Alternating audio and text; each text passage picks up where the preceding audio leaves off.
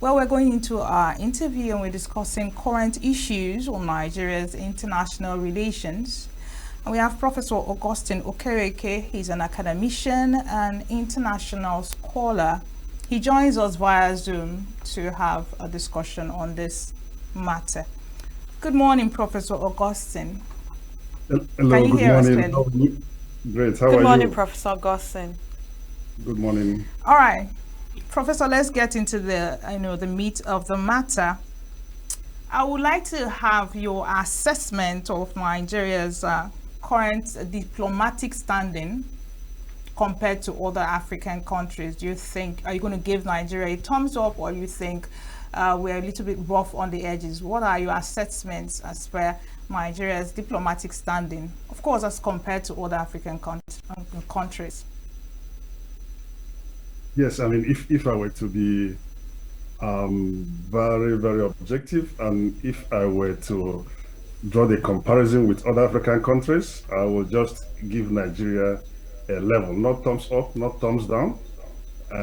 Several factors, will lead to that. Some people might even say give a thumbs down, because of the negative news that we hear about Nigeria, and because of the standing of Nigeria in the eyes of the world on several levels: corruption, governance, all the news that is coming out of Nigeria that is not good. So that does not give Nigeria a very strong foundation to be able to negotiate. You have to be strong. You have to have a very strong foundation.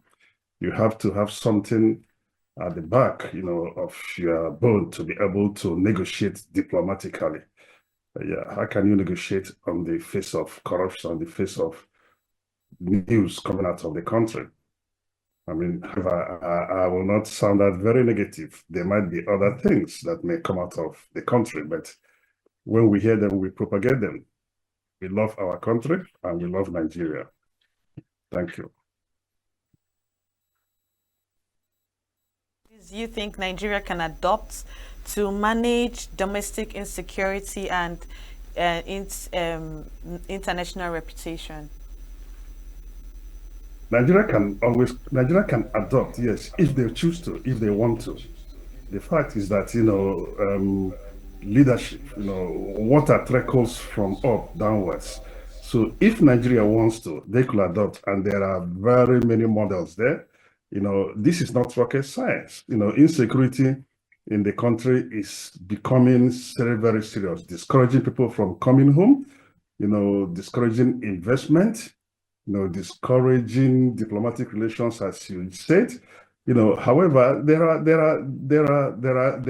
are panacea for improvement. However, if Nigeria chooses to tackle that insecurity, they will. And the places where they have chosen to tackle the insecurity is working. I mean, as we go along, we have examples. I was home in Nigeria when the Anambra debacle started in Anambra State. All the roads that people were kidnapped, I traversed that road going to my hometown out on this road. But thank God, immediately I left, started hearing kidnapping. A cousin of mine was kidnapped and was bailed for 30 million. However, with what is happening in Anambra State now, you see, we can achieve it if we want to. The fact is that, do we really want to? Does the leadership listen? At times you think that it's just there. I think there is this thinking, globally in the diaspora, that leadership is just there. Once the money comes in, distribute it and go home. No thinking, no strategic planning, no governance. So back to your question, if the government chooses to adopt, chooses to put strategies, they'll be able to fight the insecurity. I mean, nobody defeats the government. The government has all the wherewithal, all the power to deal with insecurity. But are we thinking about it in the right way? That is the question.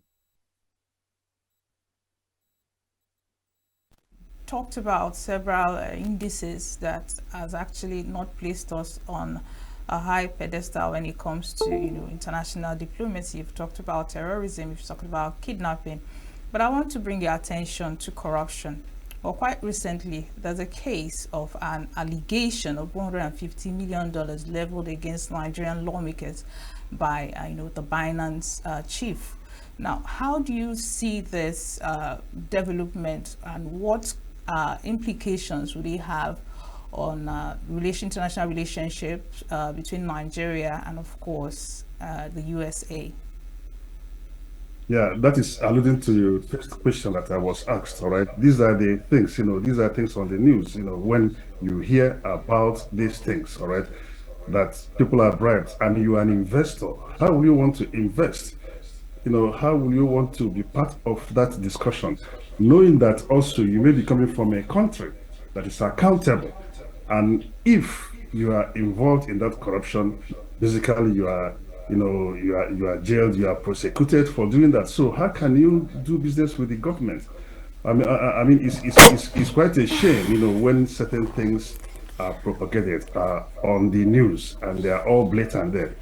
And when I use the word blatant, I mean blatant in the royal sense of that word, because the government or the people who run the government, the leadership, kind of blatant with this corruption. They will do it and do it all over again and say, go to hell, do whatever you can. Nobody does anything. So the blatancy, how will you want to do business with government in Nigeria? How do you want to come and invest? When you know that there'll be questions of bribery, not just thousands, there'll be questions of corruption. People might even, tell you don't even, the actual investment will not happen. Just let's share the money upfront against your country. This is so sad. And then, and so our dependency is on what we produce internally. Our dependency is what we can do internally, knowing that that even goes nowhere. And so the country stagnates. Corruption continues. There's no accountability. It's done with blatancy, and people will just come and deny it and tell you something. I was listening to our last speaker, the funny thing is that a snake swallowed money. I mean, how can you ever say that with a straight face? But we hear that from Nigeria. And the next news will be something even worse than that. Very sad. You are an expert in international relations, and I'm talking hypothetically now. If you were to be invited as a consultant and asked, how do we begin to resolve this diplomatic tension as regards the Binance issue, what would be your recommendations? Number one, look at the cost of the matter. Look at those who are involved and get them accountable. Prosecute them. Get them to be accountable to the fact that that happened. So get to the bottom of the matter. Look at the books. Look at those who are involved in the corruption. Bring them to accountability, not people who, after the Binance issue, the next thing they are appointed to one ministerial position. Put them in jail. Let them, then others will not try that again. And then look at not just those who are directly involved. Go down through the system of governance. Go down through the civil servants and look at people who are in those positions and put the right people in the right positions. But very importantly, hold people accountable. That is the first thing I'll make sure it happens if I had that authority to make that happen. And that will teach others a lesson. Not accountability in the sense of somebody embezzled $13 billion and you ask him to refund $10 billion. Where's the accountability? So accountability will be the watchword of what I will do. I will ensure that happens in government. Prof, you had mentioned that due to the insecurity problems going on in the country, that it has hindered people from, coming over to Nigeria to invest as well. So from your own point, what impact does the insecurity in neighboring countries have on Nigeria's economy and trade? decimates our economy totally. Neighboring countries from Nigeria and neighboring countries too.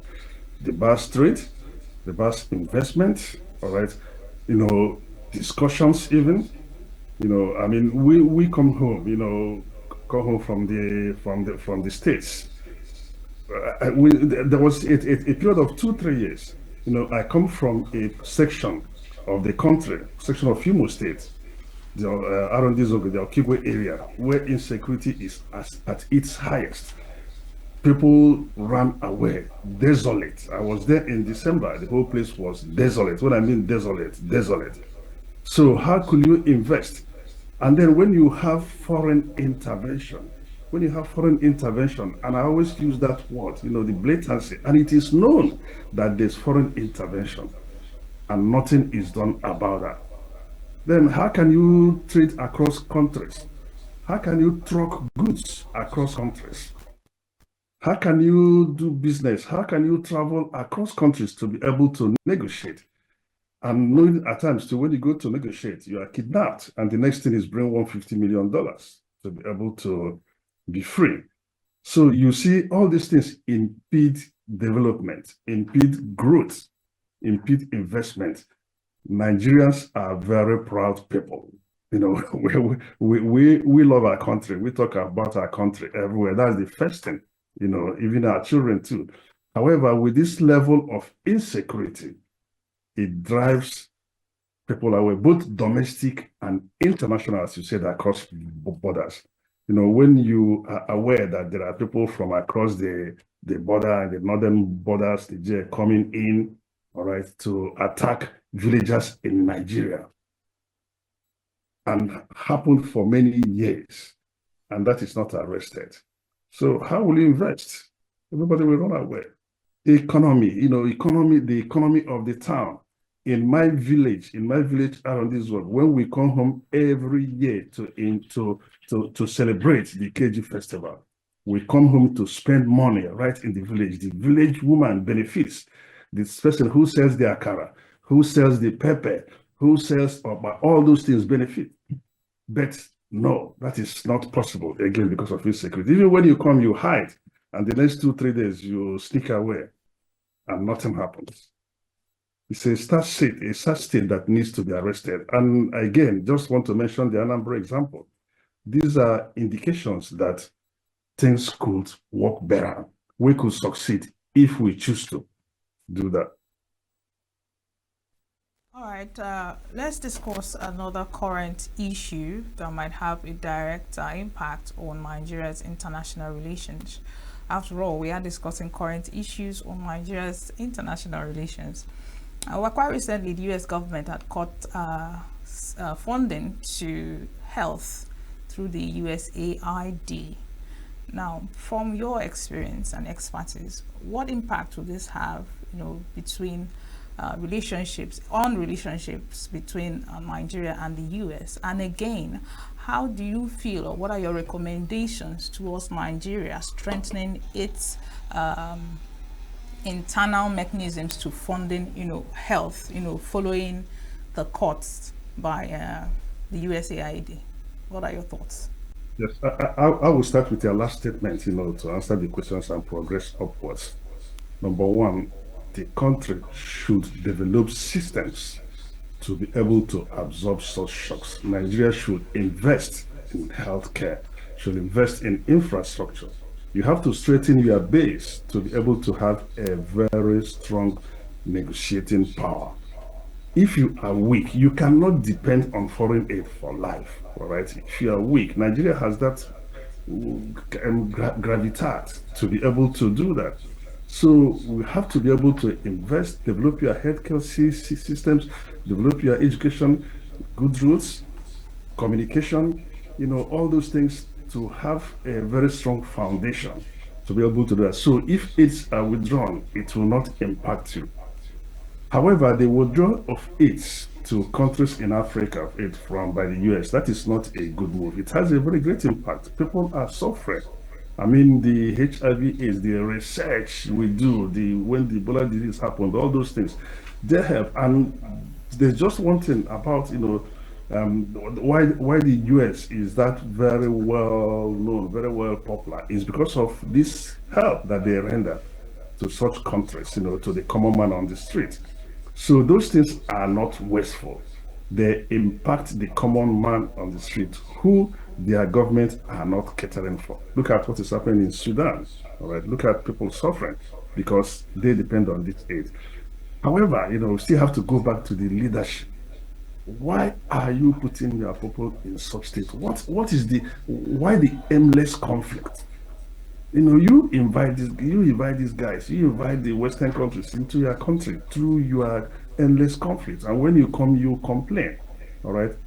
However, somebody, when we're discussing this somewhere in one forum here, somebody made a point about Nigeria. That is the thing. He said, let them even take the aids because those aids do not go to the people that require it.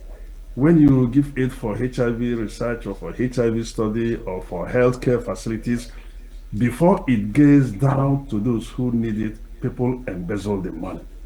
So the facility that will be conducting the research will not have generator. I saw that firsthand in a hospital. When you come to take vital signs, people will use their phone and to show you light in a teaching hospital. Where does it happen? Why will you use your phone to take vital signs, because there's no electricity? So when those monies come, those monies will be able to develop a system.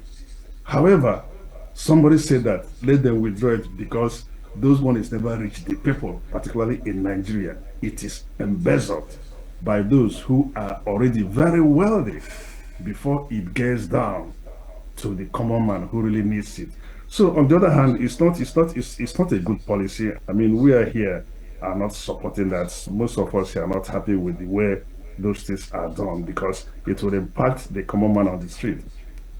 However, as one leader, said, our government should learn a lesson from this and develop their systems, develop their countries, put things in place. Particularly if you have the money. Nigeria has the money to be able to do this. But those monies are not used for what they're supposed to be used for. That is the problem. All right, Prof, we're still talking current issues, and let's move over a little bit to environmental and legal issues. Well, quite recently, the Nigerian government, or some states in Nigeria, oil-producing states, are undergoing some sort of a legal battle with Shell as a company, accusing Shell of oil spillage that has affected their means of livelihood. Now, how can the Nigerian government maintain some sort of balance in trying to get justice for these people while still maintaining, the international relations that they have with Shell and, of course, with America? Yes, you see, when I went to secondary school, back then in Nigeria, I had a friend, a classmate of mine, who is from that oil producing area. He was on scholarship. But as a student, secondary student in Bishop Shanahan College or Luden, this student detailed to us as young minds how their place was desolate because of shell production, because of oil production. Of course, we need the oil, we need to produce. However, you have to invest in the communities that we get this oil from. Those communities are ravaged. They cannot produce agriculture. So I experienced that firsthand as a young lad, as a young child in school from this friend. He was on a Shell scholarship, he was in secondary school, but he was telling that to us. But the problem is, this is just not new. It has festered, it has been there. I just gave this example back then in the 70s, all right? If our government is serious and has a system of companies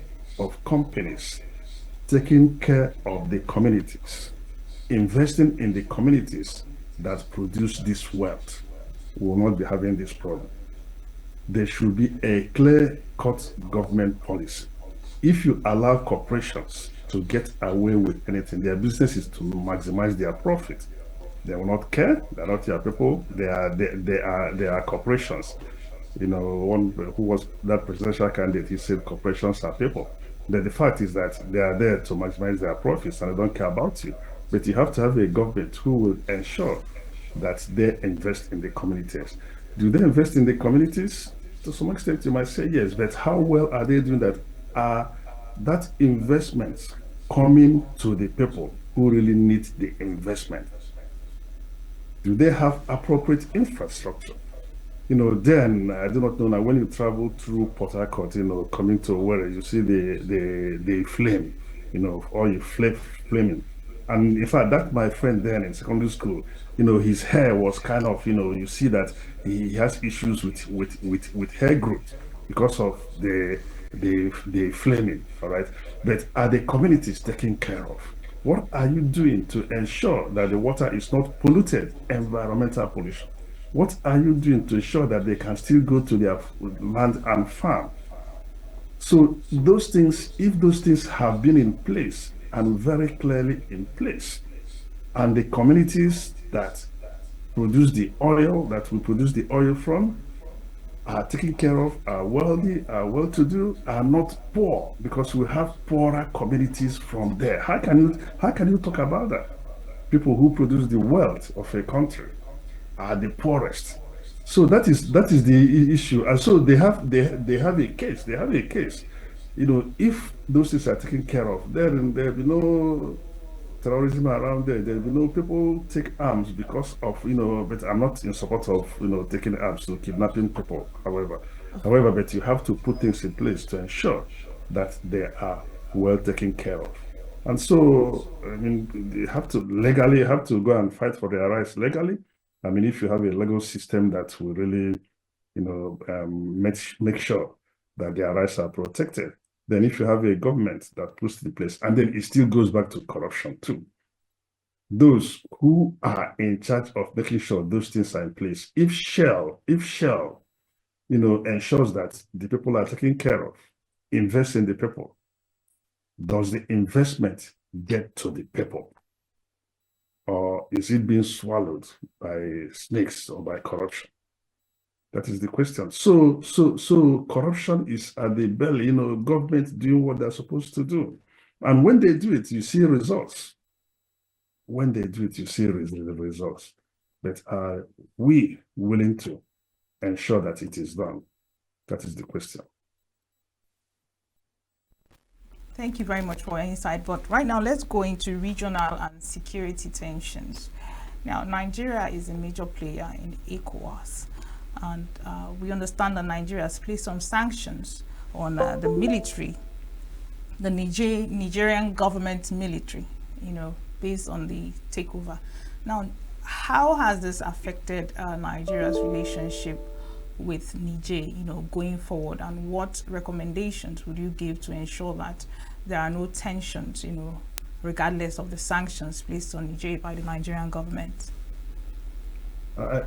Personally, I think somehow, in a way, Nigeria kind of bungled that diplomacy from the word go, in terms of, from what these are innuendos, rumors, doing the bidding of the West, trying to flex your muscles when you don't have any muscles. So that diplomacy was bungled from the word go, in terms of, you have a number one, there was a corrupt government, but let's forget about how the military came over.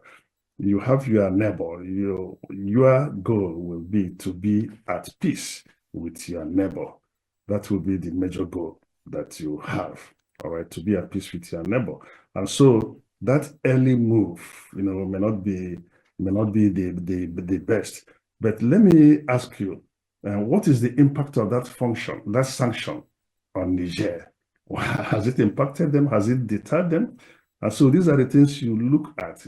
Is sanction the best way to bring people together? ECOWAS is kind of emasculated. How many countries are in ECOWAS? And then when you look at ECOWAS should go and take a deep look at itself too, because what has it really achieved in terms of that regional development? Look at EU. Has ECOWAS really achieved anything that will benefit the nations for them to stay within? And so Nigeria, being the leadership of ECOWAS, should ensure, open up that diplomacy with Niger. Your neighbor is your neighbor. You do not want to go into those kind of tension with your neighbor. Even if they are not in ECOWAS, but you need to open that diplomacy. You need to continue with that diplomacy, but not the diplomacy. If I go back to the other, if that is true, you develop Niger, against your own people. But Nigeria needs to open up that diplomatic channel with Nigeria. That first move, may not be the very best move, to ensure peace, because there's a government there.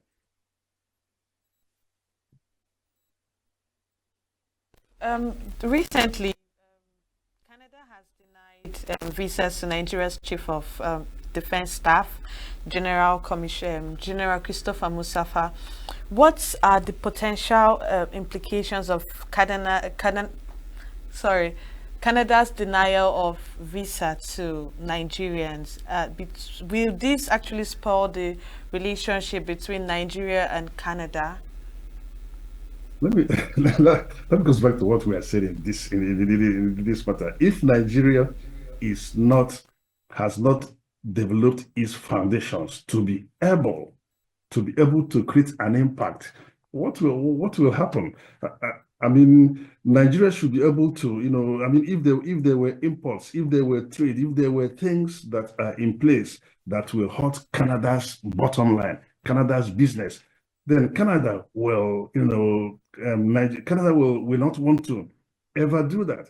But Canada has looked at Nigeria, looked at the insecurity, looked at the terrorism, looked at the system of justice, looked at things happening in Nigeria, and with both faces deny a chief of defense staff, deny the highest military visa.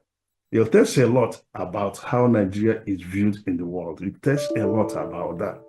And so that relations, I'm sure I'm sure that will be straightened out. However, it's like, the elephant and the lizard. If you do not have a strong system that countries will look at and say, no, I do not want to engage in this diplomatic strife with this country. That is it. But there are things you have to look at too, all right? I'm sure there may be reasons for that denial, and there may be reasons for that denial. Who knows who has traveled, where, what has happened? I'm sure they'll give explanations for that. But it is not a good look on Nigeria that happened, for any nation to deny visa to that highest ranking official. Boldface, tells about the country that is at the receiving end, tells a lot about Nigeria, tells a lot about how our systems are developed, tells a lot about how we are viewed globally. And so, there may be some repercussions, but I've been thinking about that. What repercussions will Canada receive from Nigeria? Canada has a trading bloc, Euro bloc, the America bloc, oil, can import oil. I do not know how much oil they buy from Nigeria. So what kind of retaliatory sanctions that you want to put in place? You want to ask the diplomats in Nigeria to leave, and they leave. The Canadian diplomats in Nigeria to leave. And so when you weigh all those things, that goes back to our initial discussions, that you have to develop your systems. You have to put yourself in a position where you have a very high bargaining power. Does Nigeria have it currently? That is the question. Our discussion, it's obvious that all the indicators, for international relations are not looking really good for Nigeria. However, if you can cast your mind back a little bit, within the recent years, has Nigeria actually scored any success, in terms of diplomacy and relationships? Yes, outside of government, yes. Look at, I teach, students who are from all over the world, from the Caribbean, from North Africa, from the US here, and I tell them I'm from the greatest country in the world. Can you guess? The first thing they will say is Nigeria, right? Look at the music, our music. These things happened outside of government. Look at our movies.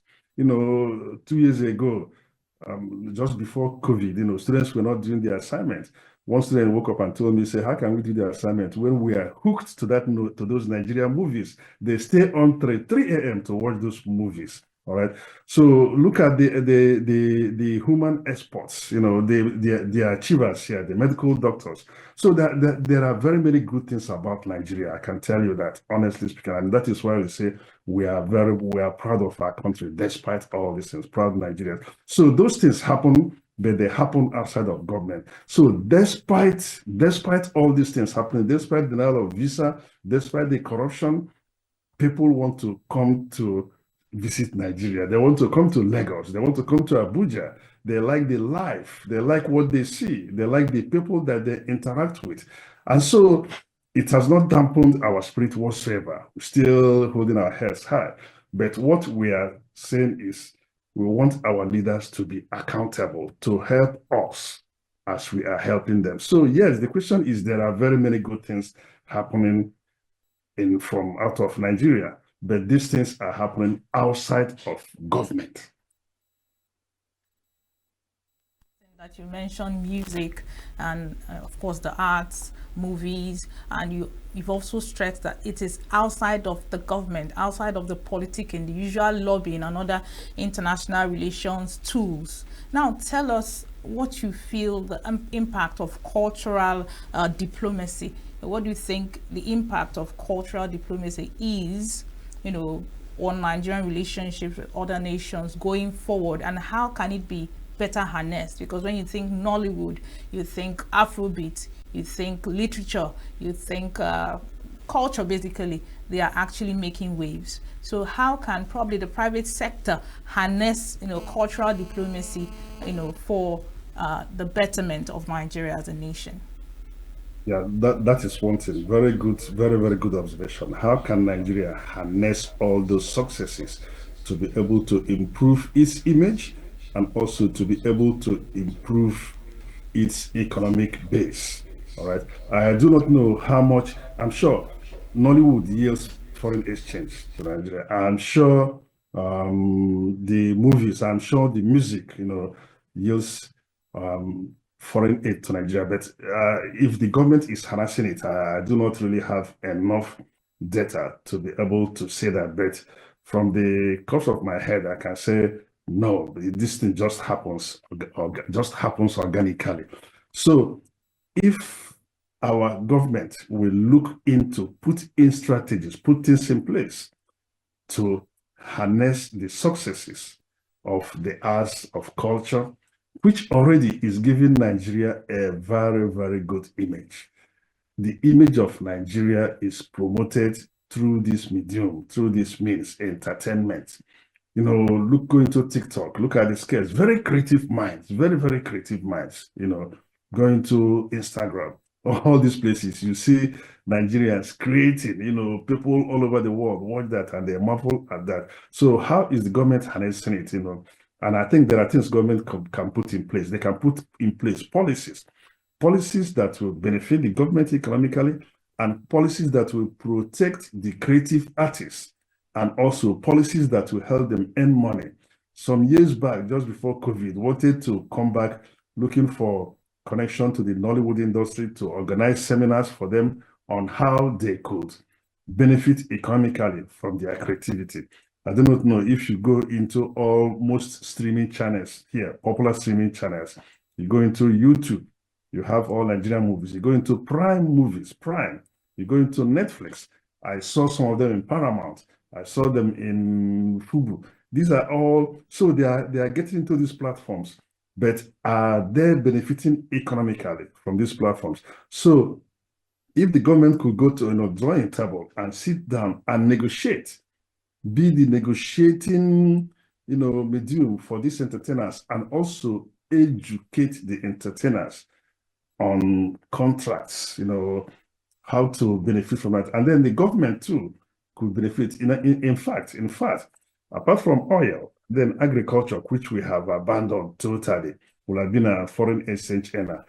These movies, our music, should be a foreign exchange earner for Nigeria. I do not know if I've seen any data. I'll do that research to show how much Nigeria has gained from our music, how much they have gained from the movies, how much they have gained from all these other things that happen entertainment-wise. A lot could be done, but the policy, the right policies and the right implementation have to be in place. And I still have to go back to my major point that I'm always hitting. The issue now is maybe when the government, in fact, we were discussing this somewhere too. I made this point somewhere at some other forum, and somebody said the problem is if government gets into it now, as I'm advocating, then that will also introduce corruption, and that will also bring down that industry. So you see the problem always goes by that. And the person says it might be better that our government is not even involved, but they are supposed to be involved when you look at that, because those policies will help the entertainers to make money. Look at Hollywood. When we're all young, Hollywood was what made America great to all of us. And that is what we're not happy, what's happening now. That is where the USAID thing comes into play, because these are things that made America great, the Hollywood movie. And then look at what's happening in India, the Bollywood. I mean, it's kind of promoting India's image. And so our government should intentionally harness the source of this, put policies in place that will safeguard the creators and the art, and use that as a foreign exchange earner for the country and for the artists too. However, again, hope they're not getting into it to infuse corruption into that system. In a nutshell, how is Nigeria navigating its relationship with other African countries regarding migration, actually, particularly with the challenges posed by irregular migration to Europe and the Middle East? If you say how is Nigeria navigating it, I don't even know if there is any navigation or any policy. I'm sure there are policies on that, but how they are implementing that policy is the question. Our citizens being protected from that. We're having this discussion. In fact, it was in my class the other day, and some students who are from the Caribbean also, who have that issues that we have too, say that if the governments are not, that our governments are the source of this. That is why people, of course, you hear on the news, deportation, all these places with the Trump effect. All right. He said our governments put people in the position to be out there. And so I think the ECOWAS region has this free movement, and there's always this issue of, in fact, I used the word in the class, Japa, and the students started laughing because they know all these words, all right. But if the government is strong enough to be able to help, to assist people, people will leave only when it is necessary to leave. And so those who cross into Europe, those who die on the way, those who get drowned, those who are imprisoned, in the US now, of course, what you hear at times about Nigeria may not always be true too. These are all kind of social media sensation. However, I will not say, that the government has a policy that they are implementing, particularly for those who are traveling out to Europe and to crossing the Mediterranean. The news, not only Nigeria, from other African countries too, it's not something that is well. However, these people are fleeing conflict. So stop the conflict, stop the corruption, and people will not flee in those numbers. Take you a little back into history, and we're still talking cultural diplomacy. First Act 77. Now, some say that First Act 77 was a fulcrum that actually brought Nigeria's economy downwards. And from all indications, First Act 77 was meant to harness our rich cultural heritage and showcase Nigeria to the world, and of course attract investors. But did that really pan out that way? What are your thoughts? Let me just tell you that, good you mentioned First Act 77. I always give that as example to my Western friends here, when I was in Europe and here too. I say that Nigeria, that First Act 77, I was still very young then. I think we were in high school or just about that. And watching the TV and seeing those Black Americans coming to Nigeria, touching the soil, Mother Africa. And let me tell you, Festac 77 at that time achieved its purpose. Let's face it, it achieved its purpose. Number one, Nigerian culture, not only Nigerian culture, African culture was propagated. We also developed our internal infrastructures to be able to host that, But the thing is this, with most things, not only Nigerian, African, sustainability is the question. So we couldn't sustain that after Festac, after the festival. Some years after, it was still on the news everywhere, all right? However, it wasn't, there was no sustainability. The things were not in place to continue along those lines. Okay, look at the Gamon National Theatre in Gamon, Lagos, dilapidating. That's just one very good example. And so people might rightly say that may be the start of corruption, but however, it wasn't designed to be so. It was designed to be successful, and I can tell you it succeeded then in propagating our culture, both Nigeria and Africa. However, its sustainability, continuity, there were not things in place to ensure that it continues along the line of how it was developed. And so people might, rightly say that because all the infrastructures are decaying, even the Festac town that people live now, it's part of development. It brought development, the good intentions, very good policies.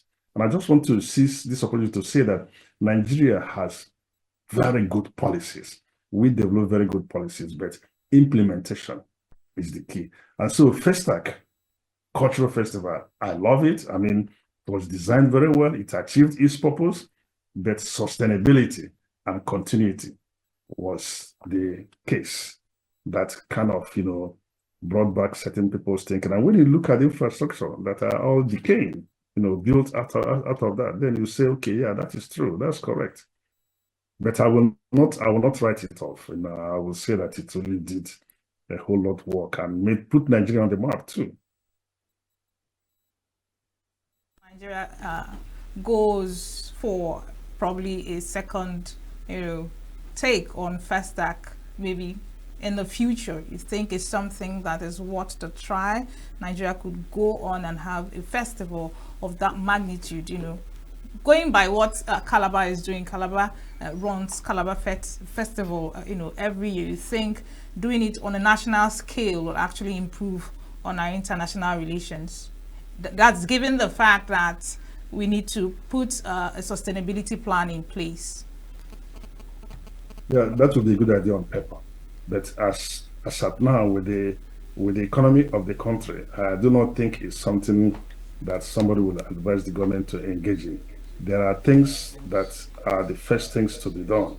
You have to develop your infrastructure. You have to have good roads. You have to have electricity. You have to have water.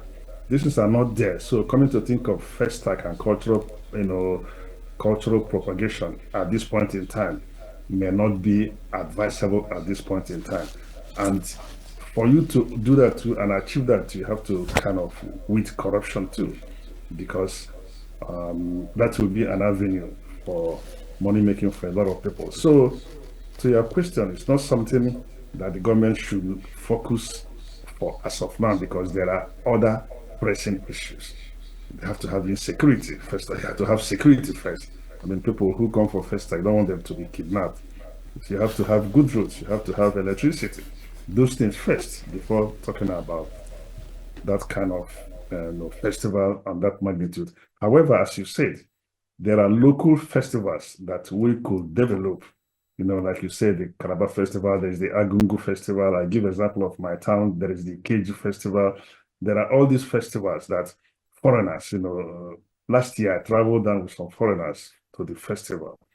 So you have to develop that. However, you have to ensure security for you to bring down people to Nigeria, because the 2 weeks I was there for that festival, I couldn't sleep very well, because when you kidnap somebody who came down with me, and how will I account for that, when I come back here? So that would be a good way, something, on paper, but the practicability at this point in time, I do not think is advisable. Okay, Prof. Okay, Prof. We want to get your opinion. What strategies can Nigeria adopt or employ to actually address international challenges such as insecurity, political instability, and the rest of it that hinder effective international economic cooperations in the country? Yeah, I'll start with security. All right, work with the local people. That if you talk about practical strategies, I mean, we have developed vigilantes in my town, around the community. The Anambra example could be one. I think Enugu too. All right, put things in place, to ensure that you work out security. Work with the local people, the grassroots people. That will be one strategy. Then you talk about foreign diplomacy. You talk about a relationship with other countries. You have to develop your system first. You have to ensure that internally, take out corruption. Be serious about tackling corruption. Government wants to see that. Be serious about developing infrastructure. Foreign governments want to see that. Very importantly, of course, the security thing we talked about. These are things you put in place. And then fiscal policies too. What is your fiscal policy? Monetary policies too. So those things have to be in place. Strengthen the Naira. The Naira is falling. Strengthen the Naira. That will help, with importation. And develop other avenues for economy. Agriculture is one of them. Go back to those days. We can invest in agriculture. We can do that. Cocoa, yam, all those things. And I can tell you, certain things have been exported now, but on a small scale. So when you develop those things locally, that you'll be able to export apart from oil, that will help the economy. That will help international trade. That will give you the leverage for negotiations. So when those things are done, you see the country will be on a very strong footing. And I can tell you these things are doable. These things we've mentioned. Develop the local economy. They will increase output, industrial output, export those things, strengthen the Naira. When I was home this Christmas, all these Togo guys who do the finishing for the housing, one of them said that it's no longer profitable for him. I asked him why. He said because the Togo franc, I don't know, the money they use is now more valuable than the Naira. All right. And so you make Naira here, it's kind of changes for less in his country. So it doesn't make any sense again. So when you look at that, it's kind of, you think about your local economy, what is happening to the Naira. So when you put all those strategies, those practical things in place, and it's good you ask those questions because we can't just sit down and complain and complain and complain. We also have to ensure that we make suggestions that will help to do that. The government knows about this, but it's just doing it is the question. Putting those things in place that will help us to negotiate internationally, develop the local economy, export, strengthen the Naira, make fiscal policies that you implement. And of course, good governance is one of them too. Okay, before we let you go, Professor, we have this question that we want you to respond to. Now, some African countries have maintained relatively stable international relations.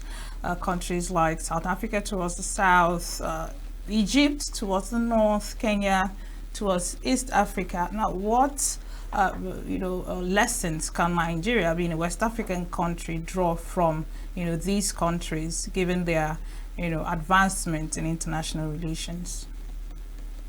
Yeah, number one, lessons of election. You have to have your election. You have to have integrity. Number one. I mean, Ghana conducted the election, was it last year? And everybody was hailing Ghana for conducting a very, very stable election that has integrity. Do that. That is one major one that you have to do, number one. Number two, when you look at those countries too, I'm very sorry to say that when you look at those countries too, South Africa just came out of apartheid. Nobody's talking about going back to apartheid, but be able to develop your industrial base. Develop your industrial base. Of course, somebody made a point 3 days ago about South Africa. He's saying that all these things were, in fact, it came out of a discussion about Elon Musk. He said still the whites are still controlling the economy because they own most of the farms and they own the industrial base. And somebody chimed in. Somebody wrote something somewhere. Unfortunately, in fact, that statement shocked me. He said that Nigeria would have been better continuing under British rule because they ensure that there are good roads, good water, and all those kind of things. But I'm not advocating for that because you have to be free. Freedom is key for you to do. You have to be able to govern yourself, self-governance. So look at their industrial output. I've said elections, industrial output, arrest corruption. I'm sure those countries prosecute people who are corrupt. They prosecute people who are corrupt. Transparency in government. Our civilian democracy kind of tends to be even more military than a military government. In fact, somebody made that note about 2-3 weeks ago. He said when we were under both Murtala, Sani Abacha, that the way the civilians are running the government is even more oppressive than the way the military was running the government. So learn those things, learn that form of democracy from those countries, from Egypt, I do not know, Egypt. Then when you go to Egypt, it's as if you are in a Western country. When you go to South Africa, to those countries you mentioned, develop your infrastructure. They develop their infrastructure. Have good roads, have good water, have electricity. All those things power the economy, and I'm sure those countries are doing that so very well. My friends who visited Egypt, came back and said, wow, what a place it is. And these are countries we started with. I remember when it was Nigeria, it was South Korea, it was Malaysia, Turkey, all these countries were even below Nigeria economically. Singapore, I remember Singapore was below Nigeria economically, but they have all overtaken us, largely because of massive corruption, number one, infrastructure development, number two, underdevelopment of infrastructure, number three, and so many other things. So there's quite a lot we learn from those countries. I still have to put a caveat to that. There are some corrupt practices going on in those countries too that they also need to address.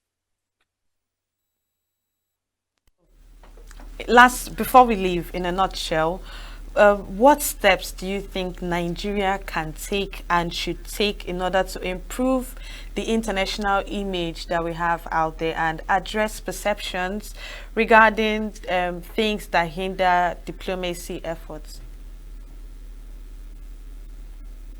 We are all Nigerians, so we have to speak frankly. When you mention Nigeria at times, what comes to people's mind is fraud, 419.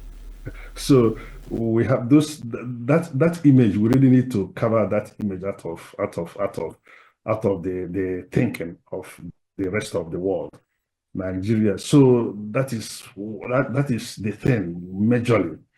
Nigeria is not a fraudulent nation. Many of its citizens are not engaged in fraud, but that is one major thing, and that we have to cover. But our government kind of helps that, fosters that kind of thinking through this news about corruption, the Binance news. These are all 419. So that is, then there's something that we have to do too.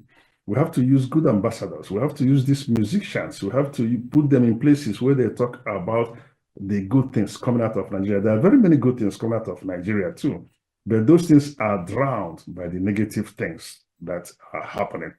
So use ambassadors, use intellectuals there to put them in places where they will talk about Nigeria.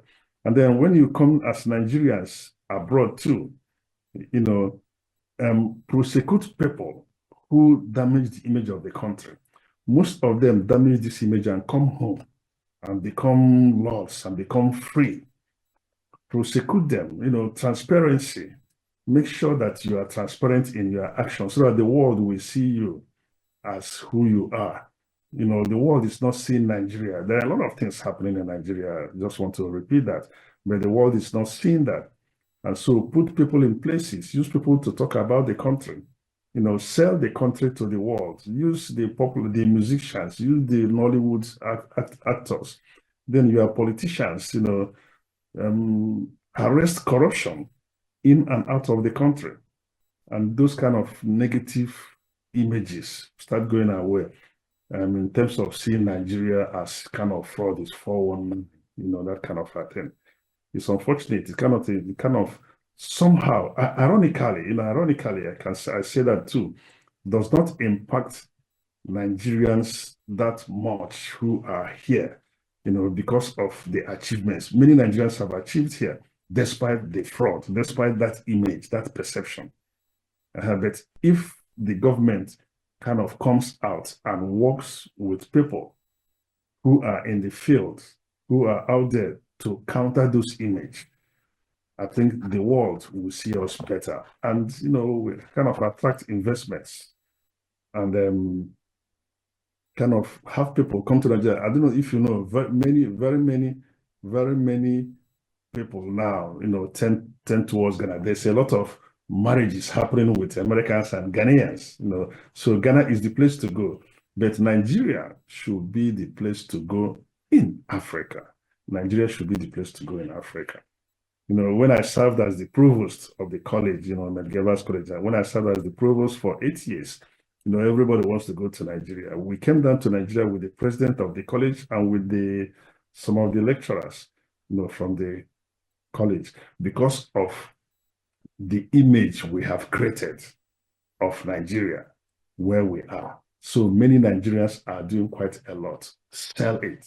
And the government should intentionally make that happen. Use the people who are successful to sell that image to the world. All right, Prof. Thank you so much. It's been an interesting time with you, talking with you. Thank you for your time. Thank you for your insights. Yeah, thank you so much, Prof. Save Nature TV. News in your pocket.